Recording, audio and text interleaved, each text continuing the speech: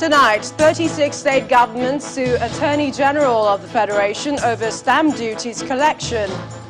Lagos State House of Assembly passes value-added tax bill, says no going back on collection, passes anti-grazing bill as well.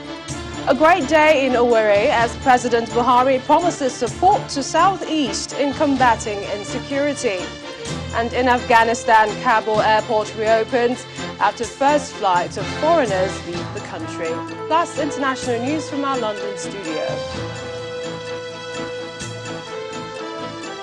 On business news tonight, new Minister of Agriculture and Rural Development lists 3 priority areas to boost Nigeria's food security level.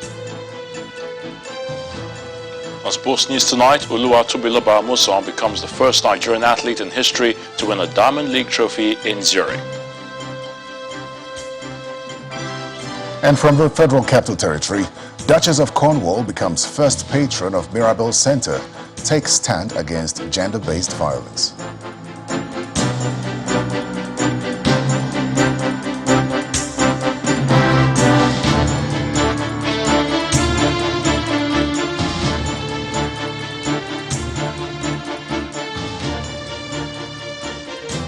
We'll begin with the 36 state governments who are asking the federal government to refund over 176 billion naira being proceeds of stamp duties between 2015 and 2020. This is among the relief sought by the attorneys general of all the states who have dragged the Attorney General of the Federation to court over alleged failure to remit stamp duty proceeds to their account. The states are contending that they and not the federal government should collect stamp duties. In the suit filed before the Supreme Court, the state attorneys are asking the court to determine whether or not they have the sole authority to administer and collect stamp duties on all transactions involving individuals and persons within their respective states. The states are also asking the court to ascertain whether or not they are entitled to 85% of all stamp duties collected on electronic money transfer levy, electronic receipt, or electronic transfer for money deposited in deposit money banks and financial institutions. The case is at the instance of the Nigerian Governors Forum. Meanwhile, the chairman of the Joint Task Board, Mr. Mohammed Nami, is seeking the active participation of the subnational levels in boosting tax revenues from stamp duties and personal income taxes. Speaking at a forum organized by the board in Abuja, Mr. Nami emphasizes the need to shore up tax revenues from other sources. However, other members of the board are calling for an overhaul of the Stamp Duties Act for better tax administration. Do I need to do this? Is there any risk? This meeting comes up just as state governments are approaching the courts over the federal government's alleged failure to remit funds generated from stamp duties into state accounts. Why should I be compelled to stamp? Members of the Joint Task Board, comprising of heads of revenue boards from the 36 states of the Federation and the Federal Capital Territory, have converged on this hall to discuss ways of enhancing revenue generation. I welcome you. The board chairman says all are obliged to now focus on the collection of stamp duties as well as personal income tax to boost their revenue. Stamp duties has for a long time been a stone that was rejected by the builders, and before our very eyes, it is becoming a cornerstone in the annals of revenue generation in our country. So much that other non-tax entities have sought to encroach into the territory of tax administration just to savour from the new gold of revenue generation in Nigeria. An analysis of tax generated from individuals in South Africa and Kenya shows that Nigeria is still far behind and needs to catch up. In a move that may please the state governments, tax administrators and experts are seeking an overhaul of the current Stamp Duties Act to boost revenue collection as well as improve collection. Stamp duty cannot go on the same item that VAT is also going for, so as to reduce the multiplicity of taxes in Nigeria. That is areas that we are looking into. And we also specify on who is supposed to pay the stamp duty. These are areas that the acts that we have currently did not take care of. There is a definite need for immediate reform of that law, specifically who is supposed to pay stamp duty. Okay, what is the timeline for payment of the stamp duty? What are the instruments that are really relevant for stamp duty right now? Government at all levels have been at the forefront of improved revenue generation recently. Various stakeholders consider this new drive to delve into other forms of taxes as timely, and improving revenue generation capacity is welcome. Meanwhile, the Lagos State House of Assembly has passed the value-added tax and open grazing bills. The Speaker, Mudashiru Obasa, also directed the acting clerk of the House to transmit a copy to Governor Babajide Sanwo-Olu of Lagos State for assent. The House had held separate public hearings on the bills on Wednesday, with stakeholders expressing support. Our correspondent Titilaya Berowo reports. It's an issue that has turned controversial in recent months as states begin to push for the collection of value-added tax VAT, and one of the states victorious in this cause is Rivers State, which recently got a court judgment in its favor. Disagreements on VAT have long been an issue between Lagos State government and the Federal Inland Revenue Service, even before Rivers State won its case against the FIRS.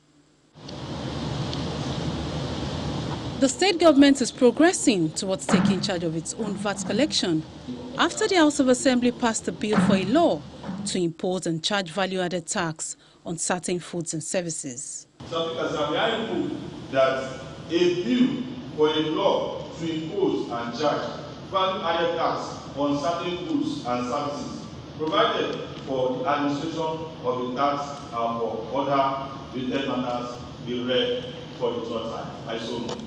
A bill for a law to impose and charge value-added tax on certain goods and services, provide for the administration of the tax and for connected purposes, be passed into law. All in favor say aye. Aye. Those against nay, the ayes have it. One other contentious issue dealt with is anti-open grazing, as Lagos State also passes a law banning it, towing the line of other states. To prohibit open cattle grazing and the trespass of cattle on land in Lagos State. I so read. That a bill for a law to prohibit open cattle grazing in Lagos State, the trespass of cattle on land, and for other connected purposes be passed into law. All in favor say aye. Aye. Against nay, the ayes have it. The two bills were passed after unanimous votes by the lawmakers and copies transmitted to Governor Babajide Sanwo-Olu for assent. Titilayo Aberewo, Channels Television News. And over in Sokoto State, bandits have attacked Lumba Tureta, a community in Tureta local government area. Tureta shares boundaries with Bakura in Zamfara State, which have recorded bandits attacks in the state. Tureta is one of the local government area that have in the past suffered attacks by suspected bandits in Sokoto State. And primary and secondary school students in Kaduna State would soon be back in school 2 months after schools were shut due to insecurity as a result of increased bandit attacks there. The State Commissioner of Education, Shehu, who made the announcement in a statement on Thursday, says the school's resumption will be in phases beginning from Sunday, September 12. However, the Commissioner explains that the schools, rather than resuming for the third term, will now resume the first term for the 2021-2022 academic calendar. He further explains that the Ministry of Education has already worked out strategies towards ensuring the completion of the third term through online learning. The statement therefore asks all public and private basic and post-basic schools to comply with the resumption calendar. And 5 months after he was appointed by President Muhammadu Buhari, acting Inspector General of Police, Alkali Baba has visited his home state of Yobe on a one-day official visit. He was received in Damaturu, the state capital, by the Commissioner of Police in the state, Abubakar Shahabu, among other senior officers of the command. The IGP then headed to inspect the quarter guard mounted in his honor at the government house, where he also visited Governor Mai Mala Buni.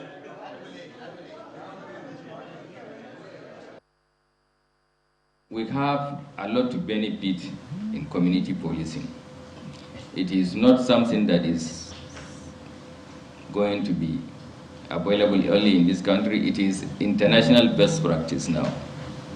And community policing is nothing more than going back to the olden days of policing in even our communities, when our village heads, district heads, gulamas take charge of people by knowing who they are, what their characters are, what they do for a living, and how to lead in trying to establish the norms, cultures, and values of a particular community. We hope you will utilize your experience to promote high-quality service in steering the affairs of the Nigeria Police for a secured, more united and prosperous Nigeria. It may therefore not be out of place to request for deployment of more personnel and allocation of armored personnel to career to Yobe State Police Command to enhance its operational capabilities as we are working collectively to sustain normalcy and end Boko Haram insurgency and other major crimes in the state. And still on security, women and young people from Benue State are asking President Muhammadu Buhari to publicly condemn the threats made by the leadership of Miyetti Allah that the state will not know peace until the law banning open grazing is repealed. The group made the demand during a peaceful protest in Makadi. The spokesperson, a 77-year-old grandmother, Mrs. Hanatu Ulam, explains how they have coexisted with other ethnic nationalities without tension until the recent attacks on farming communities in the state by suspected herdsmen. From the J.S. Taka Foundation through the major streets of Makadi, young people from different ethnic nationalities in Benue State protest the rise in cases of armed attacks in communities across the state. The consensus here is that people cannot be intimidated in the face of insecurity. I'm in support of Governor Samuel Luton, and I'm still telling him or telling anybody, which if he's close to him, not to beg anybody, rather anybody that offend him to come and beg him, because it brings a better development to the state. It's not a crime. And we, the Hausa people, will always appreciate the governor. Our people has fallen victim, including our members. They fall victim. Our loved ones have been killed by Fulani Maludas. So our governor to say no, and we are 100% in support of him to say no to open grazing. In another side of town, women marched to the government house to warn against tinkering with the anti-open grazing law. The president being deceived by some of our sons that don't mean well for this state. They are deceiving him that first they said it is Benue people that are killing themselves. A grave lie. We need Mr. President to speak to us. Benue State also voted Mr. President. We want him to come out and condemn this act for once, to tell the world that he's against this killing. We are not hearing from Mr. President. All we hear is that it's Benue people that is killing themselves by us distinguished minister. That's not fair. Meanwhile, the Benue State government at a briefing officially responds to Miyetti Allah and the federal government. Listen in disbelief how Miyetti Allah openly challenged constituted authority across the states, demanding not just the repeal of the law that has been constitutionally enacted by the Houses of Assembly and assented to, thereby making it a law in the country. They also went ahead to make derogatory statements against the state governors who are duly elected by their various states. Benue State has been in the news far too long over the insecurity situation. These protesters are demanding for action to halt the killings. In part two, after the break, National Executive Committee of the People's Democratic Party okays Adamawa State Governor as chairman of its Convention Planning Committee. Please join us again.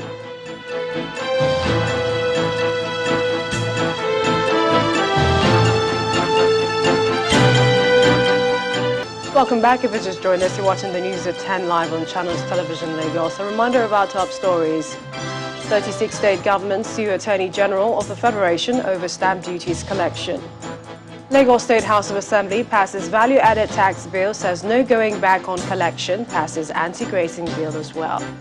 A great day in Owerri as President Buhari promises support to Southeast in combating insecurity. And in Afghanistan, Kabul airport reopens as first flights take foreigners out of the country.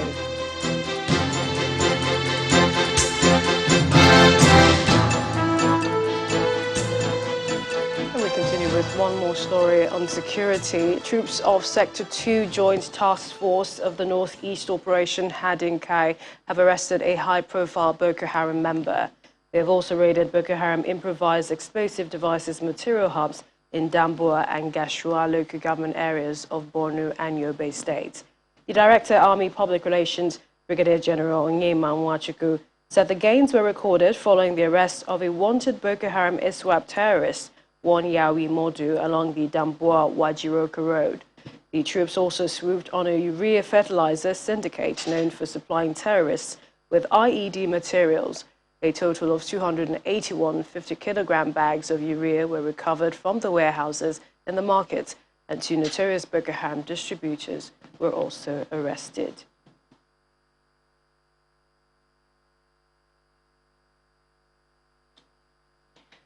And President Muhammadu Buhari has commended Governor Hope Uzodinma for his commitment in providing quality infrastructure and security for the people of Imo State. The president, who was speaking while inaugurating some projects executed by the Uzodinma-led administration in the state, says the governor has proved beyond measure to be competent. He assures the government and the people of Imo State of the federal government's continued support in delivering the dividends of democracy to the people, as well as tackling insecurity.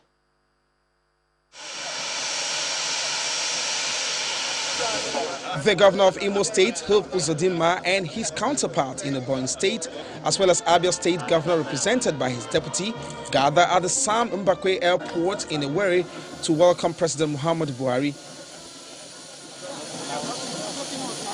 A guard of honor is mounted for the president. Jubilant Imo indigents line the roadside to catch a glimpse of the president.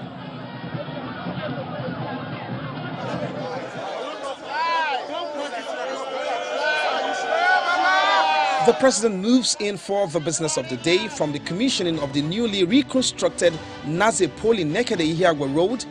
He then commissions the balloon technology drainage tunnel at Dick Tiger. Governor Hope Uzodinma gives reasons for the investment in infrastructure. The construction of the Egbada bypass road, which takes traffic away from the traffic city. Those who are moving from Onitsha to Olu and the Idata axis of the state and vice versa have no need to enter Owerri capital city with this bypass. That is also what the Chukwumawanha Road is doing for those coming from Umuahia and heading to Mbitolu and the Ikedru axis of the state. President Buhari, in his speech, commended Governor Uzodinma for his giant strides in the area of infrastructure provision, giving assurance of the federal government's support to the state. I have seen enough that justifies his integrity in making sure that he is working very hard to make sure that you get the structure necessary for you to build often.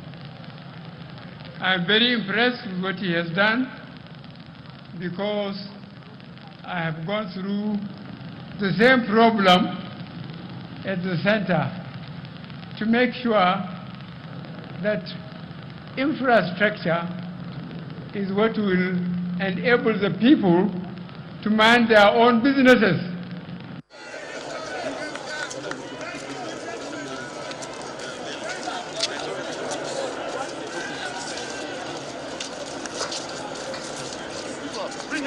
The president also commissioned the newly reconstructed executive chambers in Government House, and before his departure, there was a closed-door meeting with some notable traditional, political and religious leaders of the Southeast extraction, which includes the Obi of Onitsha, Alfred Achebe, former Nigerian Minister Ike Nwachukwu, former Vice President Ebitu Kiwe, and former Senate President Ken Namani, as well as some serving Southeast governors and federal lawmakers.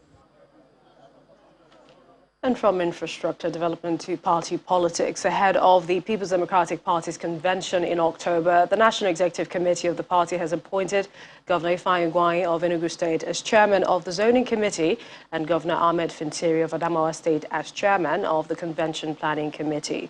The Zoning Committee is expected to decide the zones that will produce principal officers of the party, including the national chairman, during the October convention. It's less than 2 months to the National Convention of the People's Democratic Party, PDP, and this 93rd National Executive Committee meeting of the party is holding mainly to fine-tune preparations, especially in the face of recent leadership crisis that has threatened the party's unity.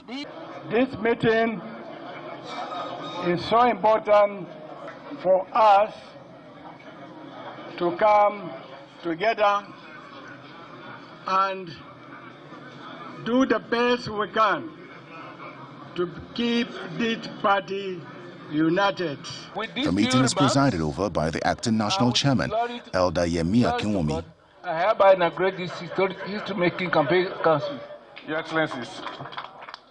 First, the acting chairman inaugurates the PDP Campaign Council for the Anambra governorship election, mandating it to deliver the state for the party. I call on you to wholeheartedly join hands with the candidate to deliver Anambra for PDP. Other members of the NEC underpin the importance of reconciliations and to set aside personal interests ahead of the convention and the Anambra State governorship election in November. I therefore on this note appeal to all our leaders that we must continue to reconcile ourselves, close ranks, and forge a united force so that come 2023, we shall rescue Nigeria. The meeting then proceeds into a technical session, after which the National Publicity Secretary of the party announces the appointment of the committee chairman for the 2021 convention. The NEC approved the Right Honorable Ahmadu Umar Fintiri, the governor of Adamawa State, as chairman 2021 National Convention Organizing Committee. NEC approved Right Honorable Ifeanyi Ugwuanyi, the governor of Enugu State, as chairman of Zoning Committee. The PDP has recently been immersed in some forms of internal leadership crisis, but has so far been able to manage it, as members now look forward to the October National Convention, which some have described as a make or mar event for the party. Meanwhile, the Court of Appeal in Abuja has dismissed an appeal filed by Edozie Njoku and Chinedu Okoro challenging the judgment the Kano division of the Court of Appeal delivered on August 10th, affirming Victor Oye as the national chairman of the All Progressives Grand Alliance. Delivering ruling, Justice Jumai Sankey held that the appeal constituted an abuse of court process, having been bound by the judgment of the Kano division delivered on August 10, which affirmed Victor Oye as the national chairman of APGA. Now, the three-man panel led by the President of the Court of Appeal, Justice Monica Dongbem Mensem, unanimously dismissed the appeal on the grounds that the court lacked the jurisdiction to entertain the suit, stressing that doing so would amount to sitting on its own judgment. The court also awarded the sum of 10 million naira against the appellant in favor of Sylvester Ezokenwa and the All Progressives Grand Alliance.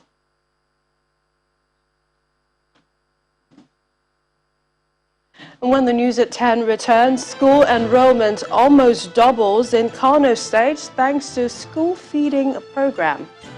Please stay with us.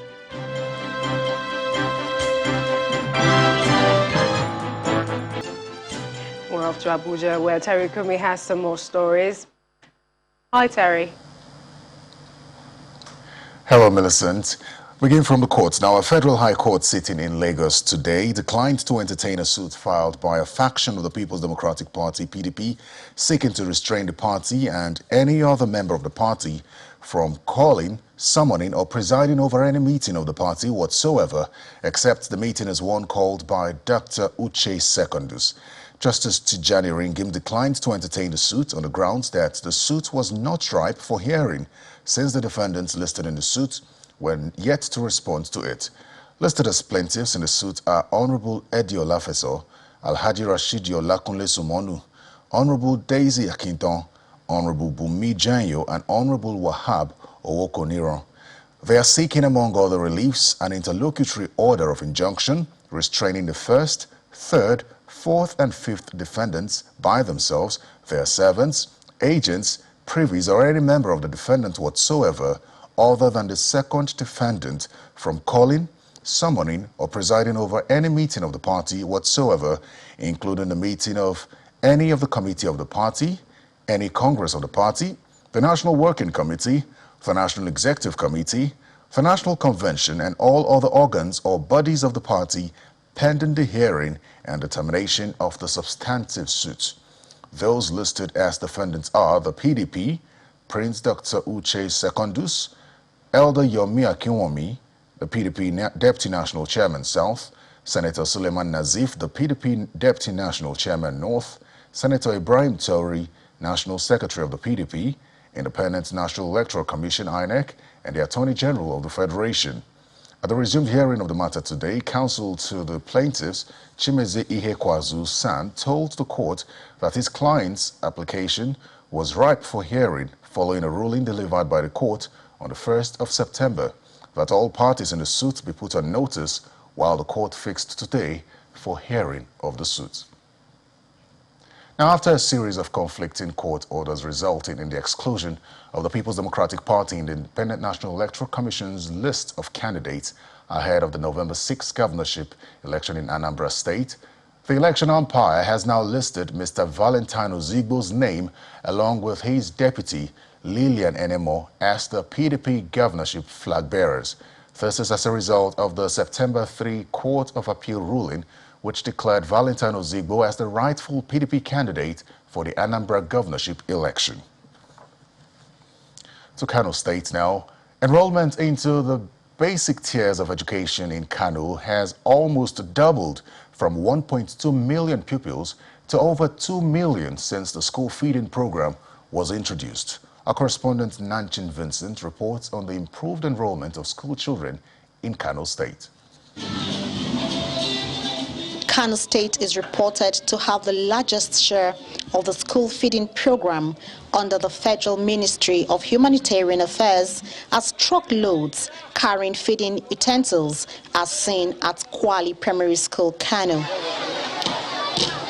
Ministry officials are here to hand over the feeding utensils to Kano State government for distribution to benefiting schools under the National Homegrown Feeding Schools program to enhance the children's welfare. They appeal to the state authorities to put them to good use. It is our fervent hope, Your Excellency, and appeal that these items are put to use for the purpose they were provided for, so that these children benefit more from these interventions that we collectively provide. Representing the Kano State Governor, the Commissioner for Education, Sanusi Kiru, appreciates the gesture from the federal government. He adds the state has also intensified efforts to ensure better enrollment of children while calling for more support. I want to also inform the Honorable Minister that in Kano, through the establishment or constitution of a steering committee at state, local and schools level, where we have improved the system, we have strengthened the system. We now have more than 12,000 vendors from the 9,000 vendors we inherited in the system. The benefiting school and their pupil thank the authorities for their thoughtfulness. School feeding is one of the important things because the pupils cannot read without taking their meal, especially breakfast. So it's very important, and it's bring more development in terms of teaching and learning because of the feeding. The National Homegrown School Feeding Program is aimed at addressing limitations that hamper school enrollment and to also tackle poverty. From Kano Commercial City, Nanchin Vincent, Channels Television News. Her Royal Highness the Duchess of Cornwall has been announced as the first patron of the Mirabel Center, a sexual assault referral center based inside the Lagos State University Teaching Hospital. Officially commemorating the event was the British Deputy High Commissioner, Ambassador Ben Llewellyn, at the center in Lagos. Our correspondent Amarachi Ubani reports.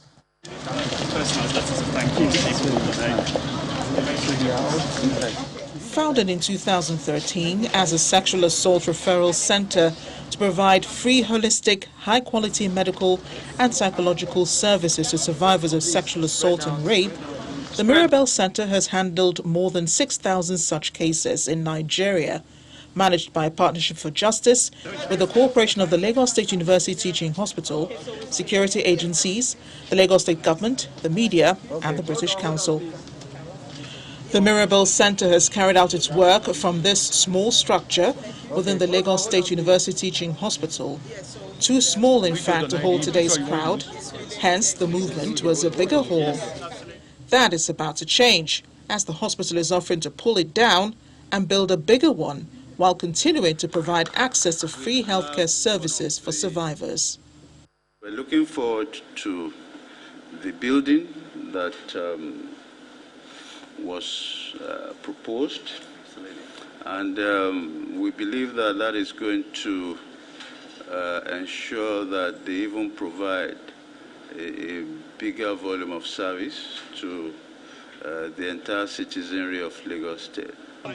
The British Deputy High Commissioner to Nigeria, Ambassador Ben Llewellyn-Jones, who is here to commemorate the announcement of the patronage, says Her Royal Highness Camilla, Duchess of Cornwall, is eager to take on the role as it expands her campaign to help women who survive domestic and sexual violence.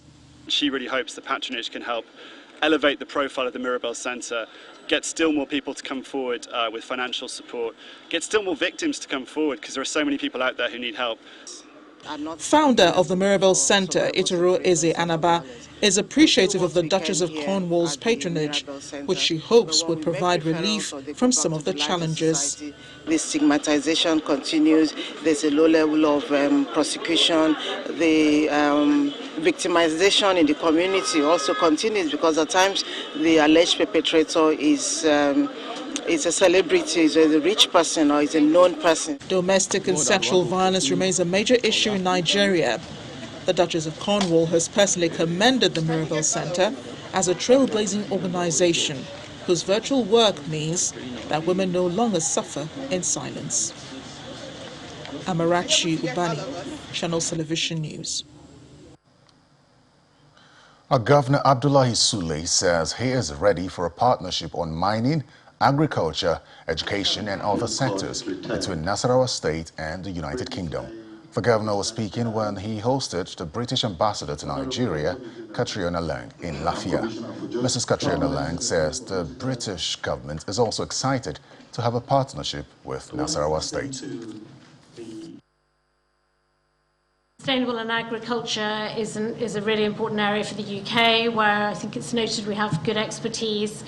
When I attended the UK Africa Investment Summit 2 years ago in London, there was a specific day on mining in Nigeria with your minister there, and obviously Nasarawa State featured in that. I mean, the amazing rich potential of the mining sector here. So I think you have a really unique comparative advantage, your proximity to Abuja, tackling the practical problems around transport, obviously getting in place the right enabling environment, as the presentation said, and how quickly you've jumped at the ranks to number 3. That's amazing. And recognizing that it's hard graft that gets you there. It is making those difficult policy changes. So all kind of credit and respect to your governor and the brilliant team he's put around him to translate that vision into concrete benefits, ultimately for the people of Nasarawa State who will benefit.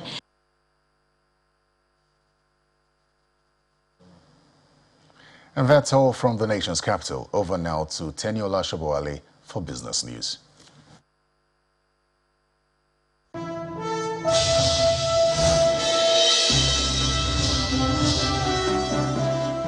Thanks Thanks a lot, Terry. Welcome to Business News. The new Minister of Agriculture and Rural Development, Mr. Mohamed Abubakar, has outlined 3 key areas he will be focusing on to ensure food security in the country.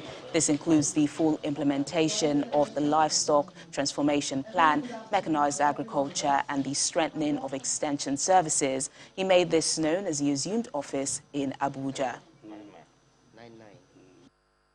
The priority of this ministry under my leadership will be to ensure that we provide the necessary policy direction and drive that will truly position agriculture as the mainstay of our economy, as captured in the medium-term National Development Plan and Mr. President's vision of uplifting 100 million Nigerians out of poverty in 10 years.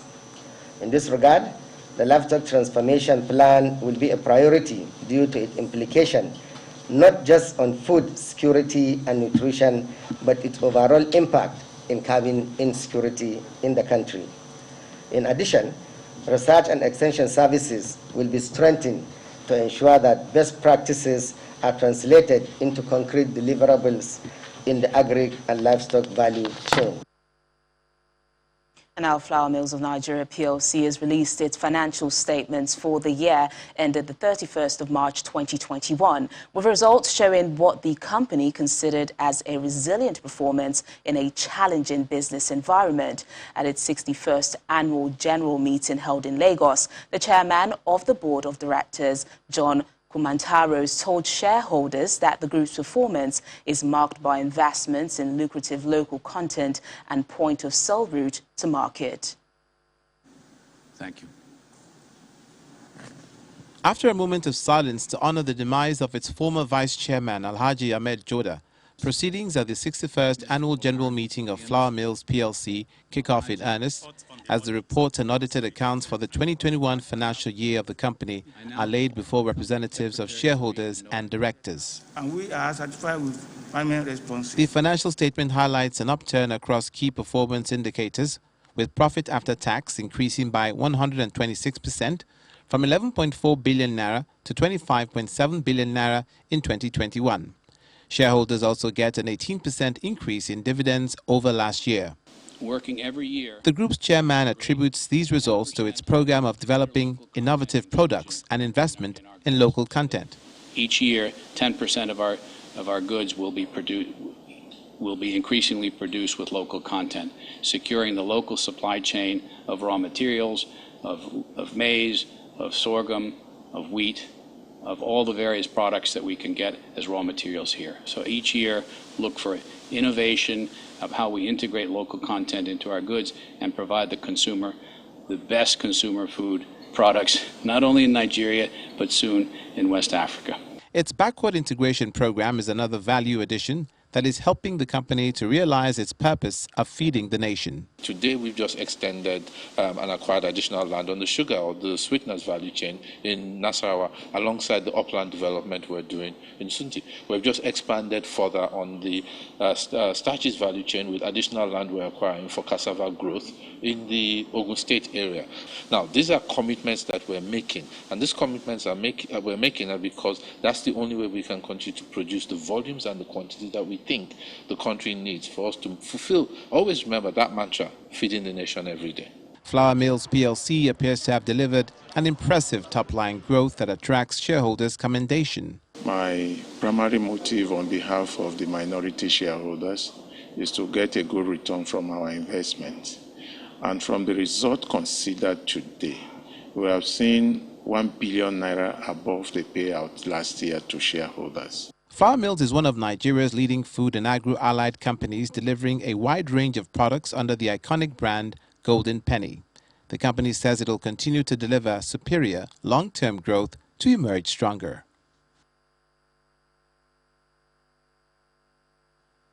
Well, let's check in on the stock market now. Layo Adegoke has the details.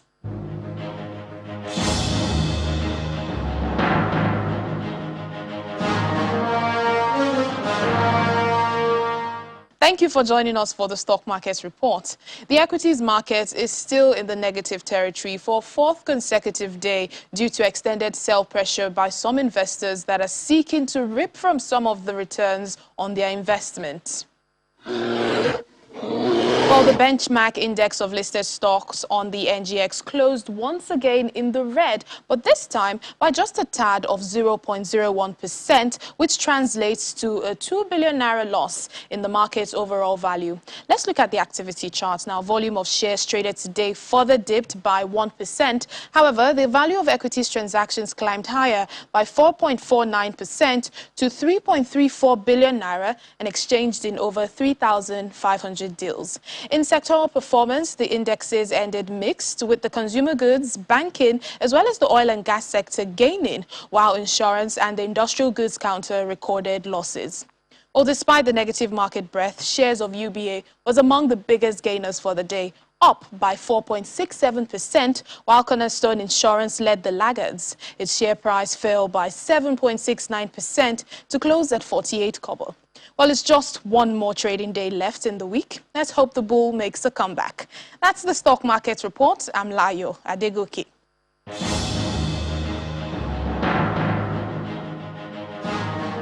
And that's business news tonight. It's back to Millicent for the rest of the news at 10.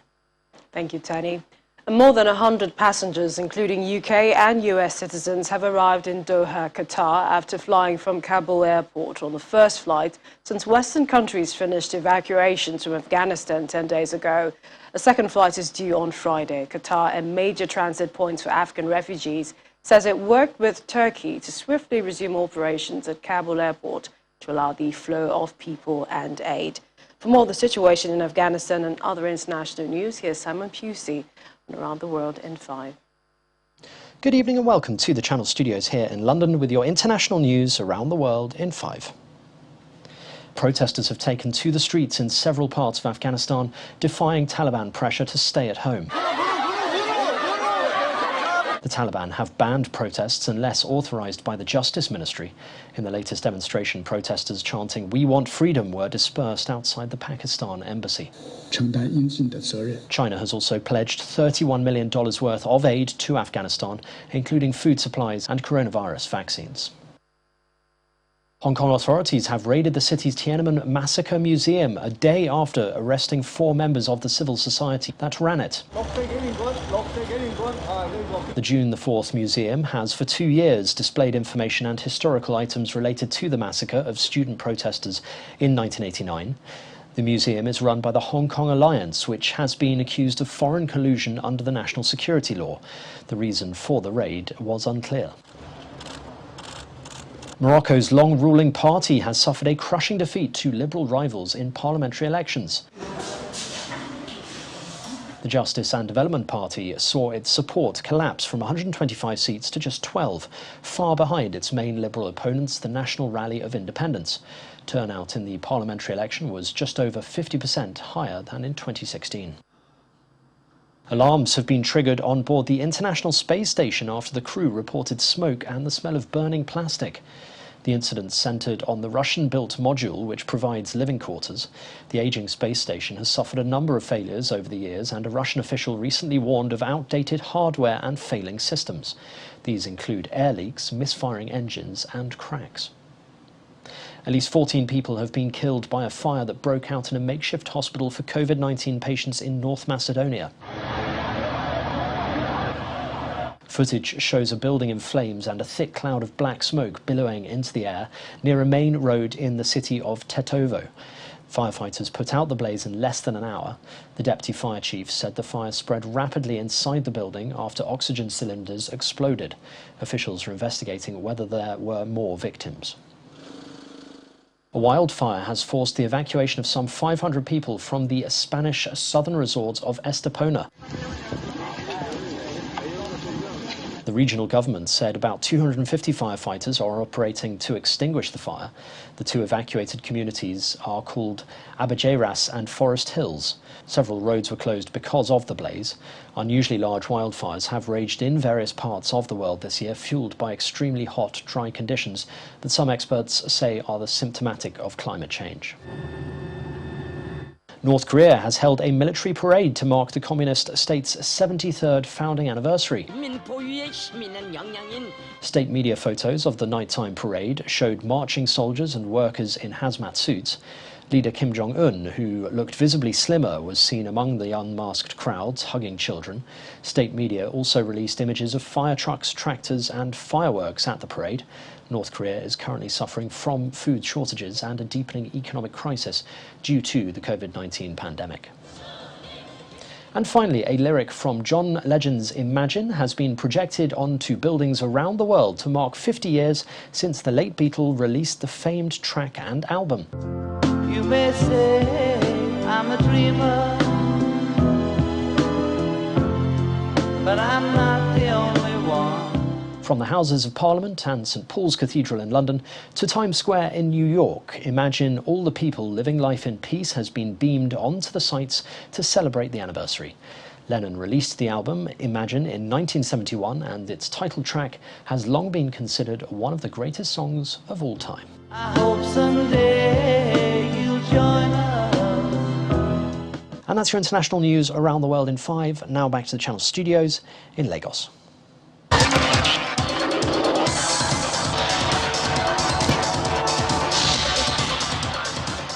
Many thanks, Simon. Oluwatobiloba Amusan has something to share at the climax of her 2021 season, becoming the first Nigerian athlete in history to win a Diamond League trophy, storming to victory in the women's 100-meter hurdles in Zurich. She's not just the first Nigerian to win a Diamond League title. The now new African record holder did it in style, shattering Gloria Alozia's African record and running a new personal best of 12.42 seconds to win her race. The final batch of Team Nigeria para-athletes that participated at the Tokyo Paralympic Games arrived in Abuja this afternoon and were received by the Special Assistant on Sports to President Muhammadu Buhari, Daniel Amokachi. The contingent includes javelin gold medalist Flora Ngwa, shot put bronze medalist Loretta Onye, a president of the Nigeria Paralympic Committee, General Emiko Erua, retired, and the athletics coaching crew.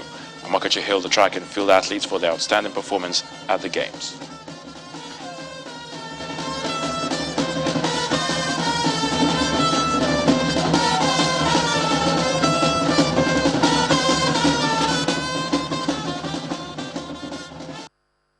We all know when, before they depart, that they always come back with bags full of medals. And they went, they didn't disappoint, and they came back. And you can see the reaction, from all the immigrations and what we heard from them, even from the plane. And you can see from the supporters club, I think everybody's very happy. Competitions have been put into place so that new talents will be discovered, and then, the challenge will come forth. I don't think they are. They lack competition. For you to go to a major championship like the Olympics and break the world record, which challenge you need again? FIFA's head of global football development, Arsene Wenger, says plans to double the number of World Cups by holding the tournament every 2 years has received a very positive response.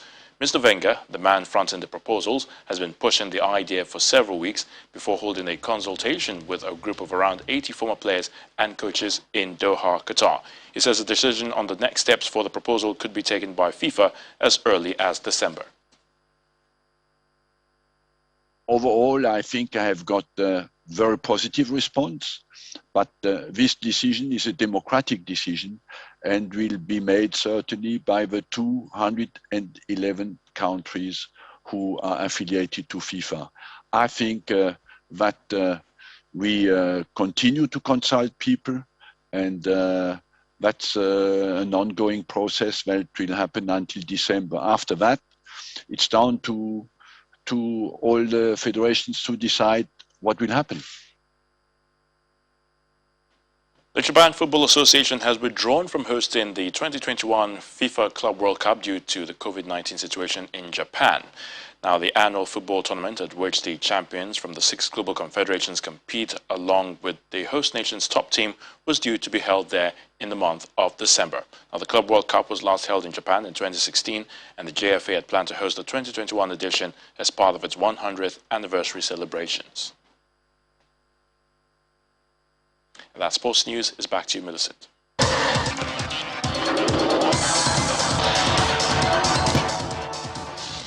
Thank you, Ayotunde. And the main news again. 36 state governments today sued the Attorney General of the Federation over stamp duties collection Also today, Lagos State House of Assembly passed value-added tax bill, said no going back on collection, and passed the anti-grazing bill as well. Meanwhile, it was a great day in Owerri, the Imo State capital, as President Muhammadu Buhari promised to support the southeast in combating insecurity. And Kabul airport reopened in Afghanistan as first flights took foreigners out of the country. And that's the news at 10 tonight. Thank you for watching. I'm Millicent Walker. Good night. Stay safe.